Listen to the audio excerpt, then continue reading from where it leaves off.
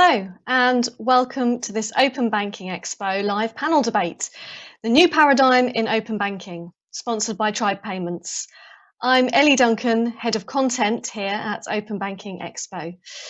Now, the UK has reached a number of open banking milestones recently, and the Open Banking Implementation Entity is nearing the end of its roadmap. There's also been plenty of talk about what comes next in the form of embedded finance. However, there are still some hurdles to overcome in the sense that for many organisations, a lack of resources has prohibited them from adopting open banking, and wider adoption is needed in order to make it truly open. We've brought together a panel comprising representatives from across the open banking ecosystem to discuss what has already been achieved and how to level the playing field to help spark innovation and drive competition in the space. They'll also set out what the future of open banking reform looks like, not just in the UK, but in Europe as well.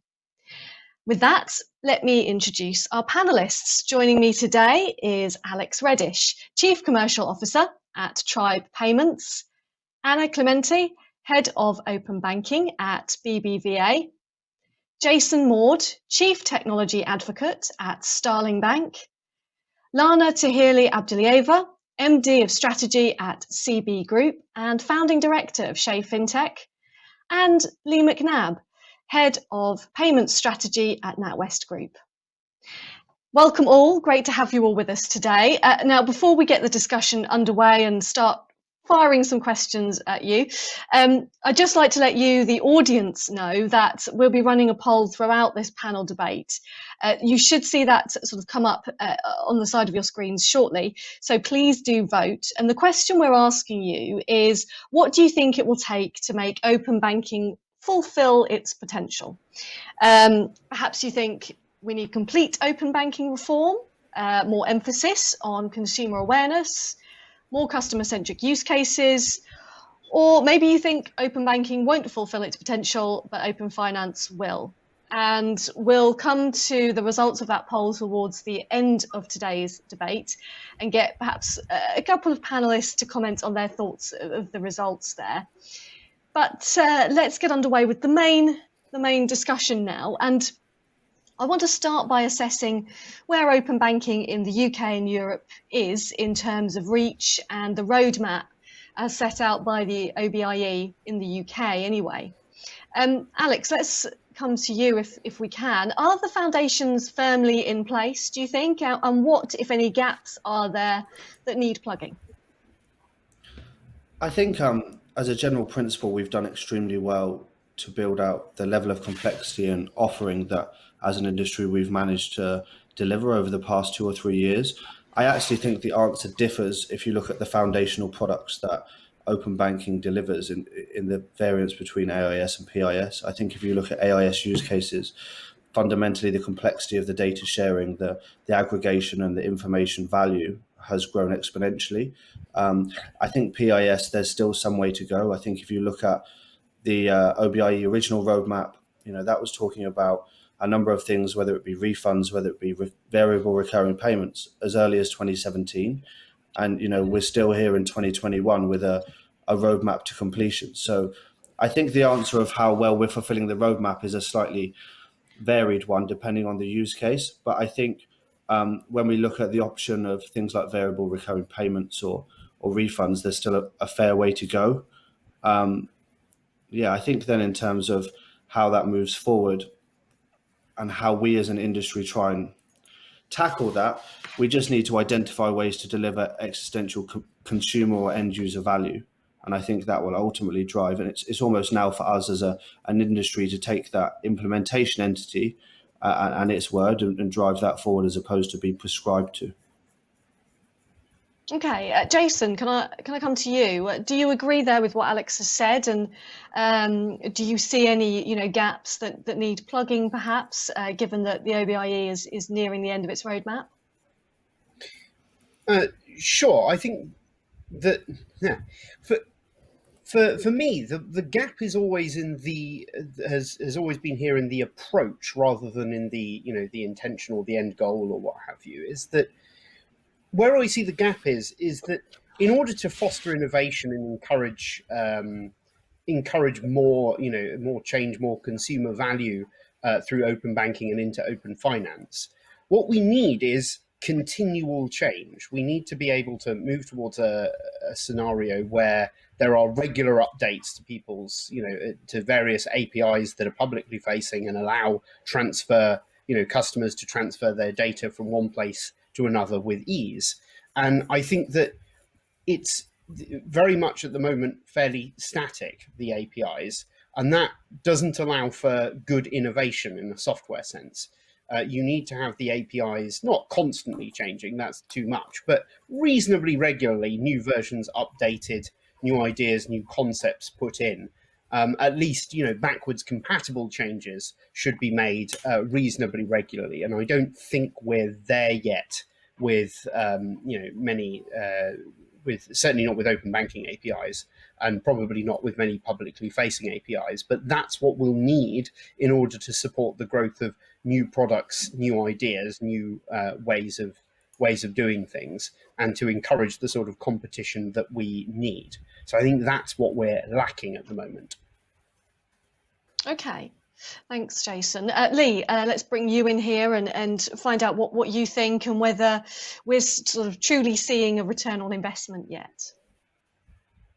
Cool, thank you, Elliot. Good morning, everyone. Thank you for having me. So I think the chaps have probably covered it. I think the simple answer for me is a lot of the building blocks are there, so there's more that needs to be done. And I don't think we can ignore that these things take time to embed, right? And I come at this from a payments perspective. And I know Alex covered the AISP and the PISP piece. But from a payments perspective, open banking has often been compared to, say, contactless, for example, and its adoption curve. And in some ways that makes sense, but in others, I don't think it does. And Ellie, you talk about return on investment, and these things are long-term returns on investment. It's not benefit in year one or year two, for example. And there are certain similarities. I mean, we can't deny that contactless took a while to embed. I think, for example, now we see more contactless payments in an hour than we did in the first 6 months post its launch in 2010. And if we go back to the time of launch, there were real detailed business case debates about the wisdom and need of adding functionality like that to the likes of credit cards, similar to what we're doing now with open banking. But whilst I think those similarities are important, actually, in essence, open banking is that you don't necessarily know you are using it in many aspects. I think that's one of the key elements. We talk about return on investment and benefit, but it's not always obvious. With contactless, you're making an overt choice, and people talk about the TFL moment for open banking, but I don't think it will be one specific thing for open banking to embed. I think it will be multiple use cases. And I think the pandemic, to bring it to that, and the increased digital adoption will help with those building blocks in place. I mean, Alex mentioned VRP, etc., and we'll talk about that a bit later. But more and more adults are now adopting digital payment. I think over a third of the population have done that in the past 12 months. The API ecosystem is growing. The number of calls has almost gone from, I think, 70 million in 2018 to 6 billion in 2020, and it continues to grow. We've now got 300 plus strong fintechs that are involved in this ecosystem. So it's in its infancy. Some of the building blocks are there, more are needed, but there are some real opportunities to embed further in our lives. Okay, thanks, Lee. And Anna, I want to bring you in here to offer something of a European perspective, because I know we've kind of focused there on the UK and the OBIE. So can you give us a little bit of a picture there, if you like, of Europe and where it is on its open banking journey? Thank you. Sure. Indeed, what we see is that it has been almost 2 years since the deadline of September 2019 with PSD2. And what we see in Europe is like that we've lived through a first stage marked by immaturity. And I think it's easy to understand that everything was very new for all players, how to connect to each bank, what information would it provide. So we didn't have any other open banking regulation before PSD2. And also, the implementation of PSD2 wasn't finished in 2019. We as bank have been just making implementations and new developments till 2000, the end of 2020, and even the beginning of this year. And this, for example, we have introduced new functionalities such as the couple biometric authentication or information on periodic and scheduled transfers. So I think PSD2 it's the beginning of an evolution of learnings for all players, and it's not finished. And however, overall, I'm more positive, I think, than Alice. I think the progress is being quite accurate. PSD2 is having a positive impact on innovation in the financial sector, and here we've seen that there has been a boost in the number of licensed and registered TPPs at European level, tripling in 2020 the figures of 2019, according to EBA. So it's true that the UK has been a forerunner in number of issued licenses, like with 173, but the rest of the EU has caught up with 2,007 new licenses in 2020. And if we take a look also globally, because I think open banking has a global influence, what we see globally is that in 2018, there were like only 24 entities having a developers portal. And in 2020, 2 years later, more than 300 banks were offering an API market with over 200 different services.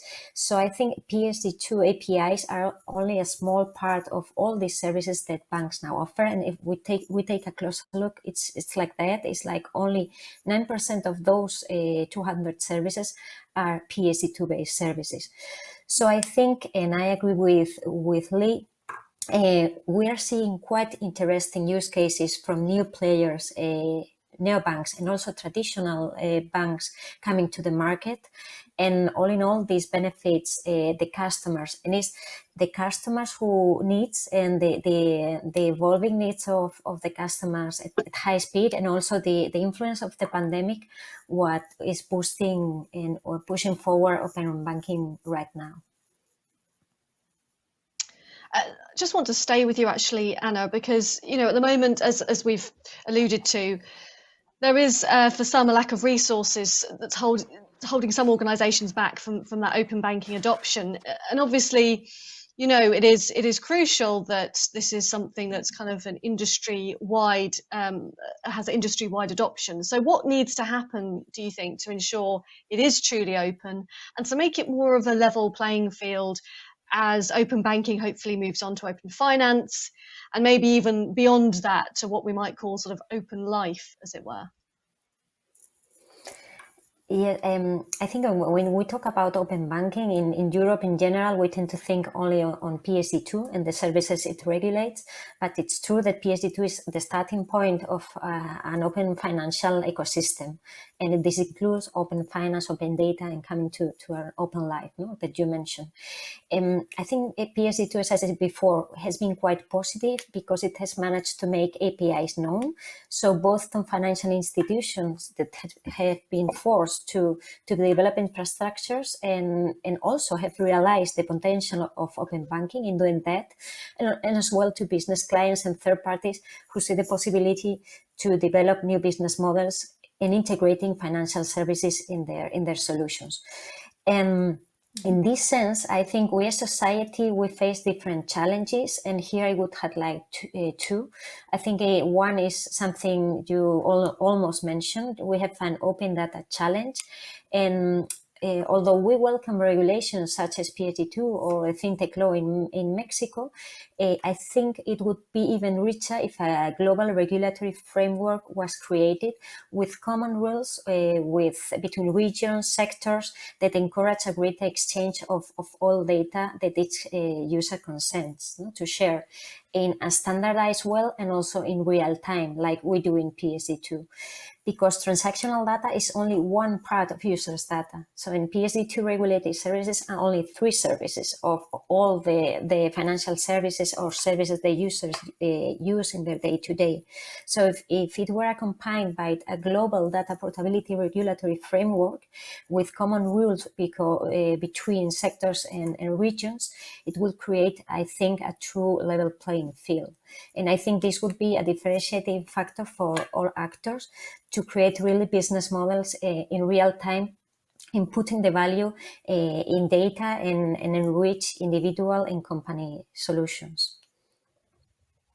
Okay, thank you. And let's bring Lana in at this point. Lana, do you agree there with what Anna said? And is there anything you want to add about how we can create that sort of level playing field? Level playing field is a good kind of a social purpose. Sometimes it works or not. I think there should be a balance, right, for open banking to move to open finance or open data or open life, right? To start with, to make it work, you need to get outside of banking. And also, both in Europe and UK, pretty much agree with what Anna is saying. There is an initial effort to build infrastructure and align industry on a common purpose, led us to what we have today, and we have various options to build future products. But one consistent failure that I think when we're talking about adoption, I think from industry perspective, we need to focus on different type of customer. We shouldn't be focusing on consumers when we talk about open banking. We should be focusing on businesses that create amazing products for consumers. We should be using the drive, the common purpose on the industry to think about interoperability, think about introducing common standards, think about maintaining the resilience, sustainability, and security of this new market infrastructure that is being developed, rather than thinking what new products we need to launch for consumers. That should be commercial. That should be managed by various businesses. And as an industry, we need to be a little bit more eco-friendly and embrace other players, not just banking and finance players, for the benefit of consumers, to bring financial services to consumer, not expect consumer to come to the banks. We've seen I think there are a number of learnings for us to take from open banking evolution we had so far, but also from other industries. We're all using email today, right? And it's all interoperable, and we don't really think when we send email from Yahoo to Google Mail to Outlook or whatever, but it's a set of common standards that drives that interoperability. So pretty much what Anna was referring to, the global frameworks that would help to drive that interoperability for financial services industry, but also for others to play in this area. And reality is digital economy, is a platform economy, API economy is really driving to that. So those players who will be not necessarily embracing the future will be left behind. And we see, incumbents as well as new emerging players starting to shape their new structures, creating embedded finance, talking about things like bank as a service, platform as a service, and as a type of business models. So it is, striking the balance between the commercial reality, open market, and what needs to be driven by regulatory force. Thank you, Lana. Some really interesting points there, and it does bring me nicely onto my next question. Just before I do so, though, thanks everyone in the audience who's sending plenty of questions in for our panel. We do have some time towards the end of our hour where I will be posing as many of those questions as possible to the panelists. So, as I say, do keep sending those in. Thanks for all your questions so far. And the poll is still running, so vote for that as well. Something that Lana just mentioned there was regulation. Jason, I'm going to come to you first on this, but do you think increased regulation could be the answer? And if so, how? What should it look like? Or do you think it runs the risk of hindering innovation, which I know some people have voiced concerns about regulation doing that in the past? Yeah. Indeed, I think the first person to voice concerns about regulation hindering innovation was probably a Roman general. It's a constant claim that it will do that. I think regulation is required, and I think where it's required is in the area of consumer protection. Specifically, how do you protect a consumer when you have a situation where you have many different players in a network, many different businesses connected up, and the consumer is getting services from all of them? If you have a situation where I go to the supermarket, for example, to use a current embedded finance example, I go to the supermarket, buy some goods, tap my card on the contactless payment machine, and something goes wrong. Whose fault is that? Is it the card provider? Is it the bank? Is it the supermarket? Where's the problem lie? And what you don't want to get is in a situation where the consumer has to work out where the problem lies and phone round trying to get refunds and that sort of thing from everyone. They ideally shouldn't have to do anything. A fault should be fixed in negotiation between the parties. And I think that's what I'm not entirely sure how you would achieve that with regulation, but I think that's what the regulation needs to do. It needs to put the onus on all the players involved in the network and to get together and say, right, how do we fix this problem for the consumer to stop essentially a situation where all of the players in this open finance network just pointing the finger at each other and go, well, it's their fault, everything's fine on our end, it's their problem, and buck passing round and round. That does no good for the consumer. And I think the reason that's necessary is I think that's necessary for innovation to actually flourish. It's all very well coming up with ideas, but in order for those ideas to actually be persistent, you need to have people using them. And at the moment, people aren't using them because they're concerned about security. They're concerned about the resilience of the systems and so on, and they're hanging back and sort of moving away from that. I think another thing which I would love to regulate but can't, would love to wave a magic wand and make disappear, is the constant claim from incumbents that there is a balance to be struck between innovation and resilience and security, and that these two things are constantly in balance, and you can't increase innovation without decreasing resilience and security. This is a refrain so constant that it has made its way from the mindset of the incumbent banks into the other finance players and into the consumer's mindset. And I think it's wrong. I think you can have both at the same time, and you need to design a system where these two things are not in balance, but they are self-reinforcing, that you can achieve both at once. And I think that insisting that that is the mindset that you have to adopt is another way that we can increase innovation and increase the good and benefit for consumers. So those are the two, one regulatory, one non-regulatory approaches I would take to increasing this. Thanks, Jason. And I think it would be a good point to bring Lee in here. I did see you nodding along a couple of points there, Lee. What are your thoughts here on regulation? Do you agree with anything that Jason just said? I agree with some. As an incumbent, I guess I disagree politely with others. There's not much to add to what Jason so articulately covered, to be fair. Massive agreement, let's be clear. Standards matter at an industry level as they help drive a common direction for the industry. I don't think increased regulation necessarily hinders innovation. I think that's then a question that should be levied at the culture and the mindset of the organization.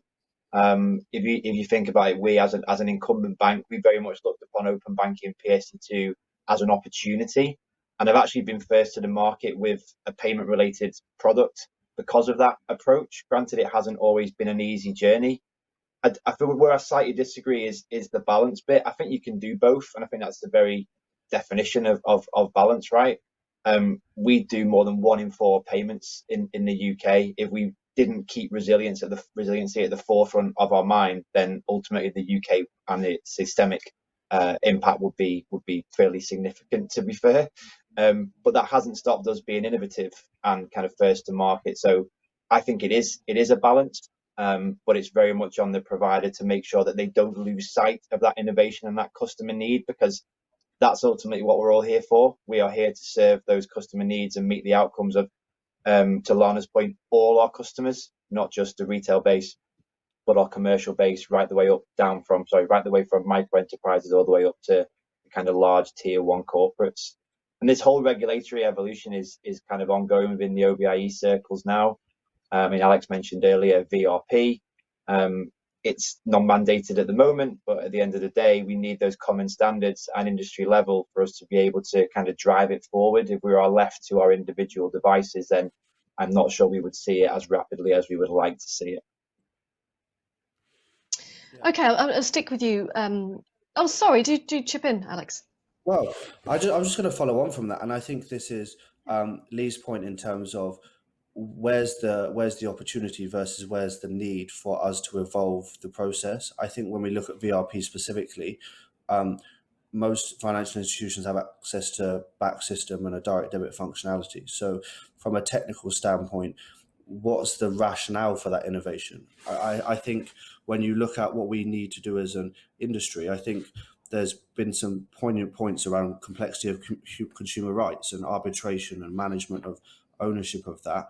But whilst we have no obligation to innovate, it's very easy, whether you're a small financial institution or a large one, to prioritize budgets and resource to those other areas of your business. So I think there's a need for us to take a step back from the principles of the regulation and focus on what we as an industry want the ecosystem to look like from a consumer protection perspective, from a business protection perspective, but also from a convenience and experience perspective, which I think historically we've less focused on. It's been a transaction from A to B as opposed to the experience that one gets with that process.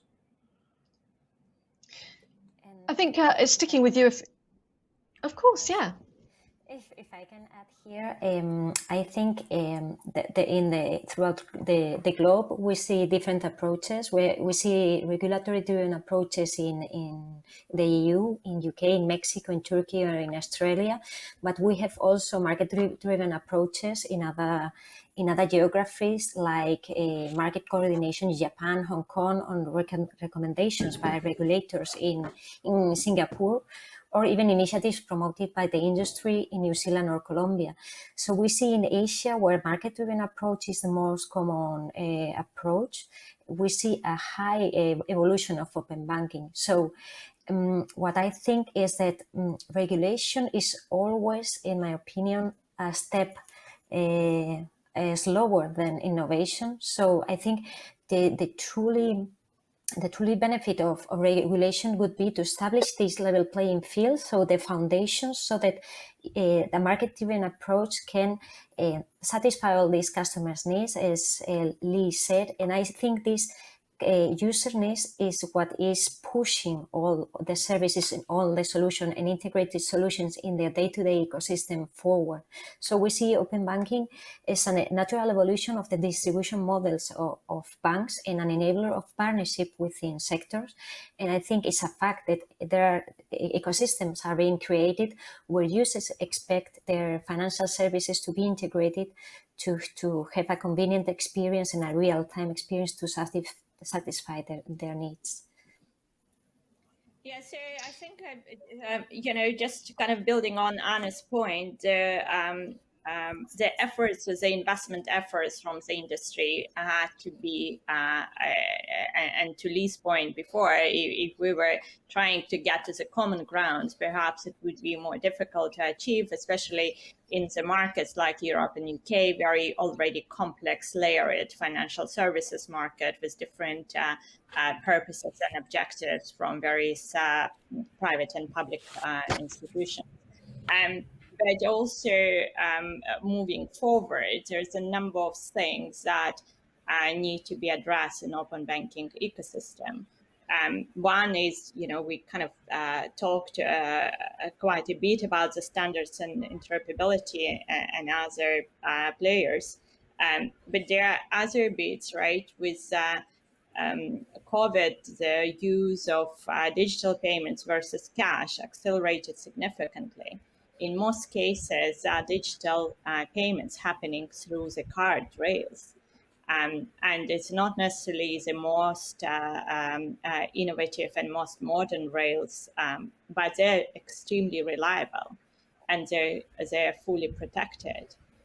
So creating this new type of rails, API rails, that may be much more kind of future 21st centuries compatible, but are we creating a new set of standards for that rails, right? So there's a scheme type of rules. We don't have to replicate what the card rules have and card schemes have, because they were designed for different technology, for different times and for different players. But those type of things, the new consumer protections, various kind of level playing field from that point of view to protect the ecosystem, to guard ecosystem, to help to drive the performance of the ecosystem and this new market infrastructure. All those items that I expect to be supported and driven from regulatory perspective. But somehow we are really looking on what I personally see it's a market development, the new features, new be more commercial, that need to be more open to market, not forced by regulator.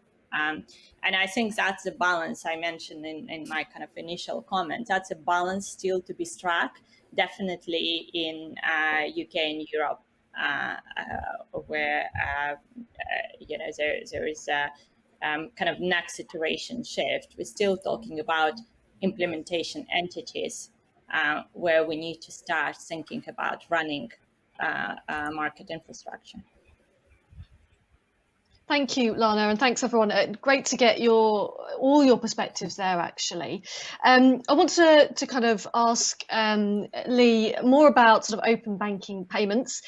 I was wondering, do you think, as with open banking, that open finance will have an increased impact on payments and new payment initiatives will come to light as a result? And if so, what might that sort of look like? Thank you, Ellie. So yeah, I think the simple answer is yes, it will. It links to the point I made earlier. I think organically we'll see growth, driven, I think, probably by some of the key drivers that shape the entire market. Right? There's probably only 3 or 4, but we've discussed the regulation and an industry drive. More products will be brought into scope. We've mentioned VRP quite a bit and how that can build and potentially impact traditional payment types. There's a competitive lens. More participants and more propositions come to the market, and Anna covered that perfectly in terms of that growth. And then ultimately the customer and the use case. As more customers use open banking and understand the benefits of account to account payments, I think we'll see that growth. But back to my point earlier, we almost don't want them to be thinking about open banking. And I think a good example is look at the recently announced news in the UK about tax payments to the government. Self-assessment can be made directly for open banking. But when you go on to make your payment, it just says pay from your bank account. The customer doesn't know they're using open banking. We've touched a bit on protections here, and yes, protections are vitally important, but some of the use cases for open banking don't need protection. They don't need that interchange type structure. It's not always kind of applicable in different scenarios. And again, back to my point about the differences between this and contactless. But as it evolves, just to be banking, I think there'll be multiple payment use cases that come more to the fore. It'll allow aggregators such as kind of payroll providers to make payments directly to employees. So it may impact traditional payments like BACS. For retail users, it'll enhance real-time payments. So kind of really going head to head with those card schemes, as Lana mentioned there, just to enable instant transactions between retailers and consumers. And I think you can see from the moves that the likes of Visa and MasterCard have been making in the market in terms of acquisition and new products. They recognize that as well. Not to be the sales pitch, but we've done it ourselves, our own pay it proposition, award-winning, thank you, Adam and team. Faster, safer, lower cost, better UX. We want it to be as simple as buying your bagel from the shop. You can use open banking or you can use a card. Think also about bringing the ecosystem together. how can we bring different overlay services, such as maybe request to pay, and that links to VRP. It has a real potential to revolutionize invoicing and bill payments. And then further down the line, there's no reason why, we've talked about Europe and the global impact here, there's no real reason why this couldn't be applied cross-border, linked with the increasing adoption of real-time payments across the globe. What open banking, what open APIs do is just ultimately set those standards to bring that all together. So it has a deep well of benefits. And I've not even mentioned data there. I know Anna mentioned data earlier. The kind of wealth of data that open banking will bring to us and our customers is evident, to be fair. Back to my one point to close, every customer has different needs and every provider should kind of look to meet them. And arguably open banking and its evolution can just make a huge difference across so many of those value chains and experiences for those customers.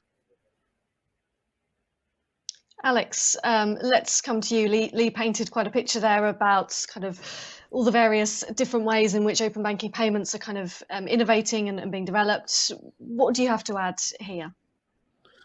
Well, it's very difficult to follow on from that, I think. But I think the point that Lee makes, which is extremely pertinent, is that you're now using non-financial service products to make payments and move money around the country, the globe. And I think what open banking gives the opportunity to do is embed or create that seamless nature of, if I'm using WhatsApp to talk to you, I can then use my open banking rails to transact and send you money for the pizza over the weekend. Or, I think the nature of which we consume financial services will evolve to such that it becomes a convenient part of our life, as opposed to a necessary sort of premeditated part of the process. And I think actually, I keep harping back to the consumer, but we expect things more readily available, quicker, more data centric, more immediate. And I think the nature of that, then being able to do that within the application I'm using, as opposed to moving into my banking app or whatever that may be, is only going to drive more mass adoption. And then I think in terms of the interoperability piece, we see the EPI, how that will shape up over the next few months, I'm not sure, but there are obvious regional focuses on delivering real-time payments as sort of in a ubiquitous nature. And I'm as yet to find, outside of SWIFT, which is relatively expensive and relatively slow, a good way of moving money around the globe in a seamless, sort of safe, secure manner. So I think the ability to start to entwine these services and systems, whether that be through regulation or technical standards, is something that we should also look out for. And Alex, just sticking with you, actually, I want to kind of bring in SMEs. We've talked a lot about consumers, of course. So are the right services in place to help SMEs benefit from open banking, do you think? And if not, what needs to be done to change this? I think there's probably a country by country answer here, or certainly region by region answer. So I don't think I can give you an umbrella yes or no. I think when we look back at the principles of what PSD2 was designed to do, it was supposed to be the ability for the many to access the financial services system rather than the few. It was supposed to democratize, both from a technical and economic standard, the access to payments infrastructure. I'm not sure that is there yet at an SME level. We've talked a lot about consumers today, and that probably shows the industry focus and lean towards delivering an end user experience rather than SME experience. But then to Lee's point around taxation, or the ability to start to manage your payroll products, I think the use cases are starting to be built. So I'm not necessarily saying change needs to happen to make SME use cases successful. I think the focus and the innovation will now stem from the ability to deliver a consumer use case into a more business focused one. Okay. Just maybe to build on that point and to build on Alex's earlier point on the customer needs and serving the kind of part of the life journey and part of the customer journey, and bringing finance to that movement of embedded finance or invisible finance is really taking quite a rapid growth across the globe. What is interesting, while the kind of middle layer of the service is evolving to serve customer needs better, the foundational layer is still very complex. And again, to Alex's point, that moving money cross-border But actually, for businesses moving money domestically, it's extremely expensive and extremely lengthy process. It is still very fragmented and layered. And it is still kind of clearing and settlement still dominant by large players, which also expose their customers to various capital risk because they're also lenders, they also compete with their customers. It's a whole upgrade of the foundational layer to enable that more seamless, simplified and positive journey in real life. Yet to be addressed, and open banking ecosystem has a role to play in interoperability with other players there as well. Thanks, Lana. Jason, I wanted to get some of your thoughts on SMEs here. Did you want to add anything on that? Sure. Yeah, I think that the key point to remember with SME finance and banking is that it's a degree more complicated than what is provided for consumers. And I think the initial focus on of open banking PSD2 was on the consumers, as has been said. And I think that now we need to work out what additional changes, additional layers, additional functionality is needed for the SMEs to be able to interact in that sort of that much more low cost, much more access services much more easily and cheaply than they currently do. This requires a lot more innovation of the APIs, a lot more change in the APIs to enable that additional functionality, building on what has already been done. So I don't think that we're anywhere near finished yet, even just for open banking, because we need to enable SMEs to access the same functionality, because they are they have a lot of there's a lot of need for them to drive the economy. They do a lot of driving of the underlying economy. So we need to enable them we need to remove the barriers from them for essentially by putting all this functionality in. This innovation requires the APIs to change a lot, right? We need to be able to make changes to the APIs to enable all this functionality, and make changes to them and the systems while they're still running for other players. And this brings me back to the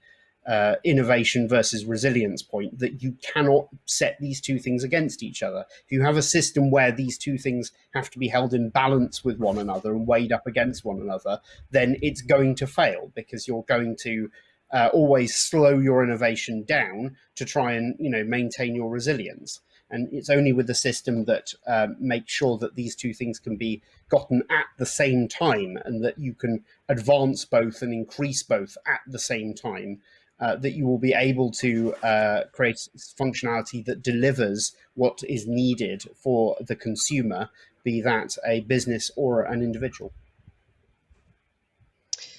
Okay, let's as you mentioned sorry, there. Just quite quick, if I can add here, I think APIs in open banking is democratizing the access of SMEs to services and real-time solutions that were once restricted to multinationals and large companies, because they needed quite a lot of cost to integrate with directly with financial institutions. And what we see now is that SMEs have access to those services to integrate financial services in their ERPs, although they are smaller. And it's true what you said, that all of you, Jason, as well, that traditionally many use cases are related to retail customers, that PSD2 is more focused on retail customers. But I think open banking brings big opportunities also for businesses.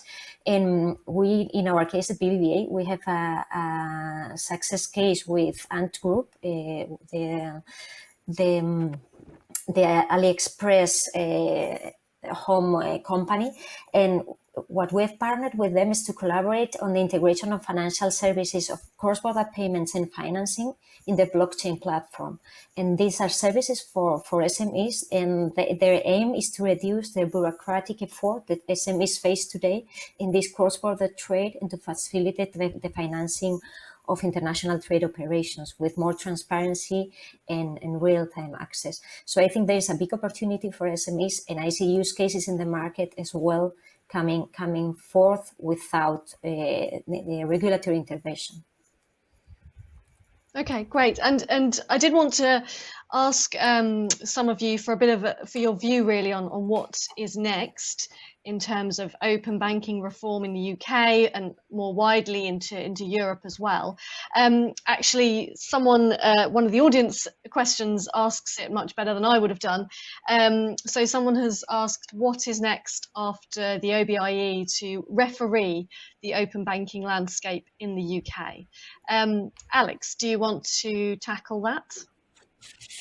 Yeah, I'll give it a go. I think we have now a focus on implementation first and foremost. So we understand that there are technical requirements to continue that process.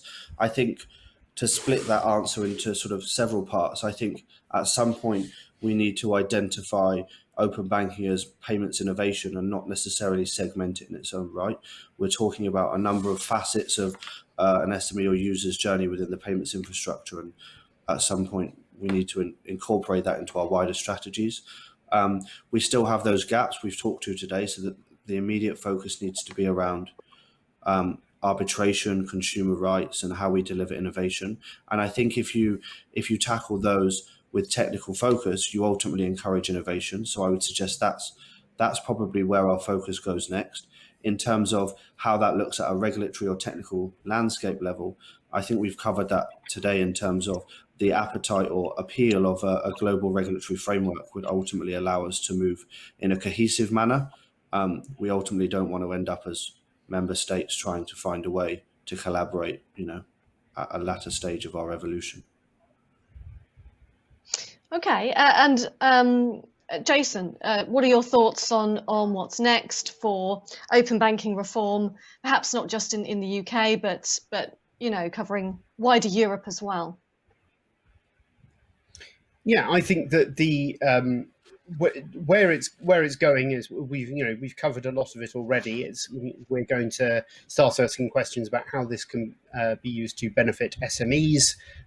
Firstly, how we can make the payment rails more efficient, cheaper, better payment rails work for them. That's a big question I think is going to pop up. There's also interoperability between different countries, as has been mentioned. How do I move money from one country to another? That is still very difficult, too difficult in my opinion.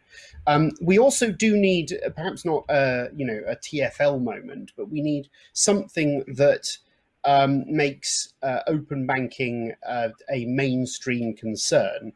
Perhaps not a mainstream concern in the sense that open banking is on every consumer's lips, that they know exactly what it is. But in the same way that consumers use RFID chips every day without actually knowing what they are, the same thing will become true of open banking, right? They will end up using services that use open banking every day without actually knowing what they are. And it will get to the point where a bank or financial service that says, that they don't really use open banking or they don't really have a connection to it will be like a bank that says, well, we can't really offer you a debit card, or we can't offer you a contactless debit card. Consumers will start saying, well, why on earth would I use you then? So that's the sort of roadmap I see for the mass adoption of open banking or open finance. Okay, thanks, Jason. Let's go to another question that's come in from an audience member. Anna, I think you're best placed to answer this one. They've asked, do you think that there's open banking resistance or kind of slower adoption from larger multinationals because of the different global regulations? I think, yes, what we see with our clients is that they are quite keen of PSD2 here in Europe, but then they ask, what do I do in Latin America, for example, where we have a lot of presence? Can we use the same services like account information and payment initiation there? So I think the need of a global regulatory framework is quite necessary, because they have, with the different regulations we have right now in throughout the globe, we cannot offer global solutions to our clients, which is what we are seeking, because I think we have to understand that in the regulators as well, that digital means global, and in the current technological environment, a thorough review of regulation and homogeneity at the international level is necessary. Although it is something that I understand that is quite complex, authorities have the challenge of designing and implementing this regulatory framework that really offers a standardization throughout the globe and supports innovation while maintaining an adequate degree of protection of all players and giving opportunities to all actors. But it's true that it's a demand that we're having of clients, and we have to start thinking that we live in a digital environment and this is a global environment. Regulation needs to be global. And that's very Okay, good point. thanks. I think open banking general in UK and across the globe have an opportunity to become systemic entity in the financial services ecosystem. So there are a number of global organizations that are trying to create that harmonization of rules for a digital economy. And I haven't seen open banking on their agenda or top of their agenda. So really, to make a global framework, those parties that already exist, they need to start adding open banking to their agenda and bringing it to that level. But if I started even domestically in UK, we're yet to move to that recognition that what we build in open banking infrastructure, it is really market infrastructure and need to be managed like that. Back to my earlier point, we still have, we still need to move from implementation to the running mode to enable. And to my knowledge of European market is very similar dynamics. Mm-hmm. Okay, and let's go to another question, actually, because hopefully that has answered that question for our audience member. We've had another great one that's come in, and Jason, I think you're well placed to answer this one, and then Lee perhaps can jump in. What is the best approach to educate and prove trust and security to the consumers of open banking and open finance? Jason. Yeah. This is going to sound like a rather odd answer at first. For things to go wrong, now, that sounds a bit odd. Why would things going wrong prove trust? The reason is because what really proves trust is not things never going wrong, because no one really believes that any system is perfect and nothing goes wrong. It's when things go wrong, how do you solve the problem? How do you fix it? How do you make sure that the consumer is not inconvenienced and that the problem is corrected as quickly as possible? And that starts to improve trust in the security and resilience of the system, because then you've shown the consumer that if something does go wrong, that they're not going to be too badly affected. And that is a sort of real way of ensuring that people start to gather more trust and faith in the system, shall we put it like that? So I think it's really, you have to consider that things are going to go wrong with open banking and the open banking connections, and then work out what you're going to do to minimize customer impact. And I think that is the best way of educating people and demonstrating that they should have trust in these systems that connect all the various financial players together. Okay, interesting. Perhaps, as you say, not the answer we were expecting. Lee, what do you think? What do you make of that? I like that answer, to be fair. It's those moments of truth, as we call them, that I think a provider's benefit really comes to the fore for the consumer. I'd probably take it a step before that, before it even goes wrong. I think we need to, it's about the use case piece. It comes back to not educating the customer on open banking per se, but educating the customer on how we can meet their needs. How can we meet their outcomes that they want. They don't need to know, as I said earlier, that it's an API or open banking or open finance or whatever regulation that's driving it. We just need to let them know, look, we can serve this need for you by doing X and Y. And I think through those use cases, through increased adoption, that will naturally gain traction. That's how it works. That's how contactless gains adoption. I know we talked about, and Jason mentioned the TFL moment. I mentioned it earlier. I think open banking is slightly different because there are multiple use cases. As people start using it for their tax payments, they'll look for options alternative elsewhere.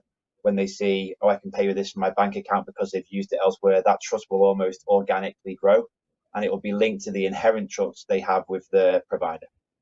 So it's probably one step before Jason's answer, but I do like the moment of truth angle. Great, yeah, thank you, Lee. And let's go to the poll results because they can sometimes throw up something interesting. We asked, what do you think it will take to make open banking fulfill its potential? 9% said complete open banking reform. 35% said the emphasis on consumer awareness. 52% actually said more customer-centric use cases, and only 4% said it won't fulfill its potential.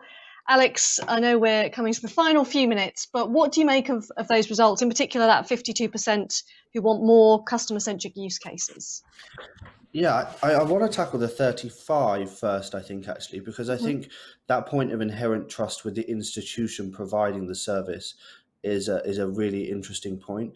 And that sort of emphasis on consumer awareness, I think a lot of the topic of conversation today has been around the seamless invisibility of the nature of the payment itself and that inherent attachment to the trust of the financial institution providing or TPP providing that service. So I think in terms of the consumer awareness piece, and it follows on from the answer before a little bit, I think we have an obligation to ensure that the industry and the players within that are aware of the inherent risk and opportunity. De facto, if they are then providing a product or service to their end user, that trust level should be attached to that. So I think that's an interesting one because it, for me, sits within the industry in terms of consumer awareness and emphasis as opposed to the end user themselves. I think then in terms of more customer-centric use cases, I agree. I think what we've talked to today is around laying the foundations for innovation and the sort of matches that we require to light those fires. And I think we will only see that as open banking becomes open finance and open data and open life, that integration between your everyday life and the need for a financial transaction will ensure that a customer-centric use case happens. I think our success as an industry is not that we've made an open banking transaction, it's that that person has purchased or had an experience, whether that be in a retail store or with their friends, and happened to have made a transaction as a byproduct of that. You know, the more unknown we are in that process, I think the more success we have ultimately garnered as a process. Great, thank you, Alex. Thanks so much for those of you who voted in the poll and all of those audience members who sent questions in for our panel. I just want to thank our panelists, of course, Alex, Anna, Jason, Lana and Lee, for a really lively discussion. I think we covered off a lot there. Special thanks, of course, to our sponsor, Tribe Payments. And finally, thank you for watching. We hope you've enjoyed the debate today. For the latest on open banking and open finance, visit openbankingexpo.com. This panel debate will be available to watch back on demand. Goodbye for now.